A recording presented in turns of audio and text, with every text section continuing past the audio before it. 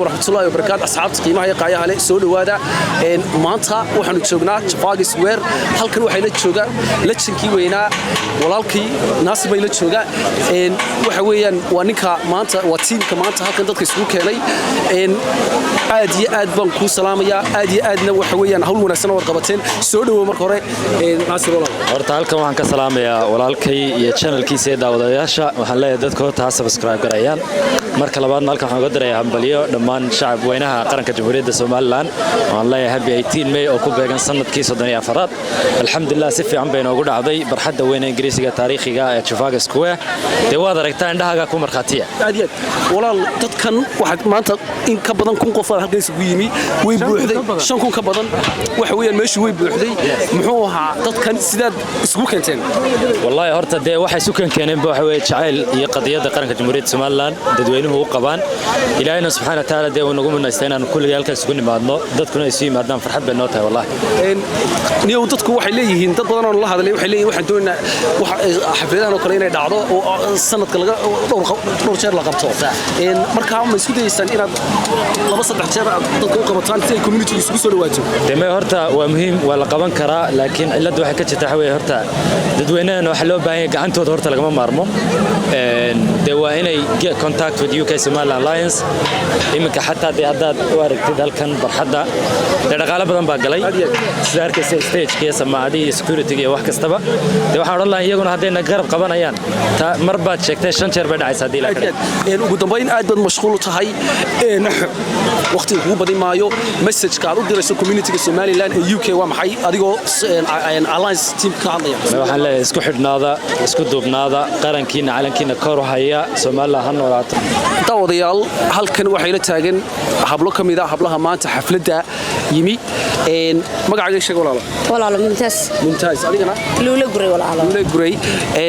walaal maanta xafladda ka warrama wallahi xafladda aad bay qurux badnayd waxaan leeyahay yani xaflad saan u leeyahay wiligeed maan arkin waana ka helay saayid adiga luula insha Allah waxaan rajaynayaa xafladda horta xoog bay qurux badnayd sanadkiisa wadanka oo ictiraaf helay insha Allah xafladda maanta halkaas ka dhacday darteed isagoo wadanka ictiraaf ku helay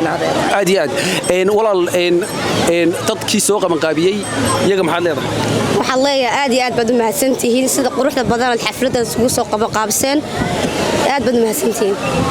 waxaan leeyahay aad baad u mahadsantihiin dhalinyarada la maaweeliyo wadankooda la jeclaysiyo aad bay qurux badan tahay aadna oo salaamaya walaalo aad iyo aad baad u mahadsantihiin soo dhawow coach dareenkaaga maanta noo sheeg wallahi dareenkayga aad iyo aad buu fiican and I'm very happy I'm excited I want to say a massive well done to Somaliland UK Alliance for organizing it the third year in a row without them this would not have been possible safaarada iyadana waan u mahad celinayaa si dhalinyarta u taageeraan markasta ay dhowr joogaan xukuumadeena cusubna waan u duceynaynaa madaxweynaha cusub waan u duceynaynaa waxaan leenahay guuliyo gobonimo Soomaaliland meel kasta joogtiin happy 18 May wiigan waxa dhacaya mise wiiga waxa soo socda kubadii xulkii kubadda cagta ee UK hablaha xagu ka dhacaya goormaan u dhacaya hablaha ciyaaraya insha Allah June 20keeda ama dhalinyarta ciyaaraysa June 20keeda habluhuna ciyaarayaan 28 June insha Allah labada ciyaarood waxay ka dhacayaan East London and Barkingside waxaan leeyahay ka soo qayb gala inamadina way ciyaareen oo waxay laba they drew marka insha Allah guuliyo gobonimo waxaan leeyahay horumarka dadaalka iyo tacabka Soomaaliya laga shaqeeyo taasan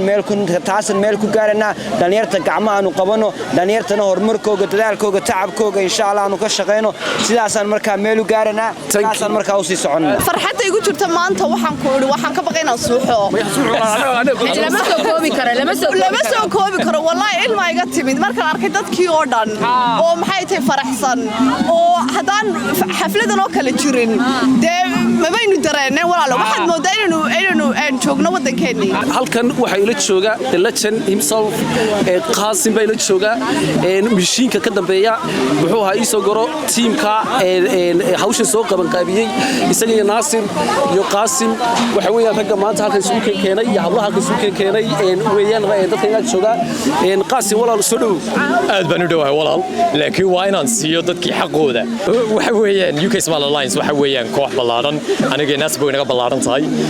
waxaan halkan uga mahad celinayaa dhammaan UK Somaliland Alliance oo sababay inay xafladan ay suurta gasho waxaan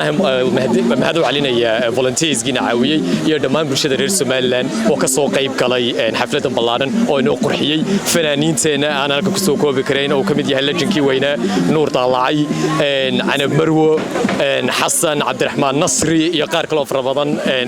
Ifraax Fawzi Ifka Saamiya Jay ma soo koobi karay way fara badnaayeen aad iyo aad baan ka salaamaya walaal waa maxay message-ka u diraysan UK dadka UK maxay soo gala degan message-ka u diraysan team ahaan waxaan u diraynaa horta mas'uuliyad baan saaran siiba haddaanu nahay dhalinyaro oo ma garanaysa aqoontii leh maxaa la yiraahdaa garanayna sidii loo soo dhicin lahaa ixtiraafkeeda dib loo soo celin lahaa Somaliland ixtiraafkeedii marka waxaan la talin lahaa dhalinyarada reer Somaliland oo ku nool qaaradda UK inay heegan ugu ahaadaan dalkooda inaanayna ka gaabsan qadiyadda Somaliland oo inay ambiyadooda iyo siyaasiyiintooda iyagu ay u codeeyeen inay ka codsadaan inay Somaliland hawshiisa inay la galaan imka waxa ila taagan the tallest man in the event ninka ugu dheer maanta xafladda ka dhacaysa halkan waxa ila jooga Cabdiraxmaan ingiriisi waa fahmi waa inaad caadiyan kala kala garanay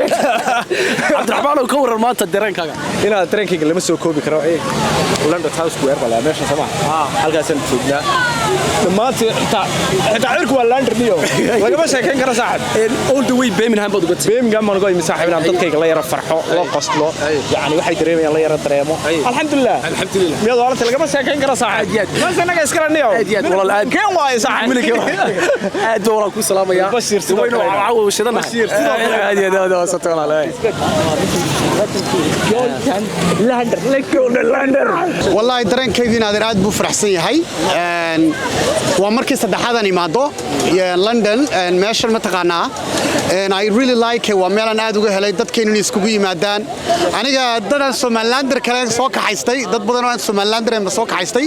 oo saaxiibadaya oo keenay marka aniga aad baan ugu faraxsanahay in dadkayga arko it was xaflad fiican baa noo dhacday laakiin waxaan leenahay adna aad waan ku xisnaa noo soo noqday tawadayaal halka waxa la jooga guuleed bay la jooga laacibkii footballka ragga organize gareeya waxa weeyaan waa dadka maanta qaban qaabinayay barnaamijkan guuleed walaalaado isoo koobaya maanta dareenkaaga ka waran iyo sida xafladdu u dhacday ma filaysan inay sida filaysan u dhacday wala horta ilaahay baa mahad iska leh aan hawsha noo soo fududeeyay maanta si fiican buu dhacday dadkani way soo wada baxeen calaamadii way soo qaateen si fiican baan ugu dhacday ma sha Allah ilaahayna sidaa nagu wada Somaliland gobonimada insha Allah ilaa nagu wada aad iyo aad baa u mahadsan tahay waa maxay message-ka u dirayso community-ga Somaliland ee ku dhaqan dalka UK walaahi horta hawshan la qabanayo haday kubad noqoto haday qariman noqotona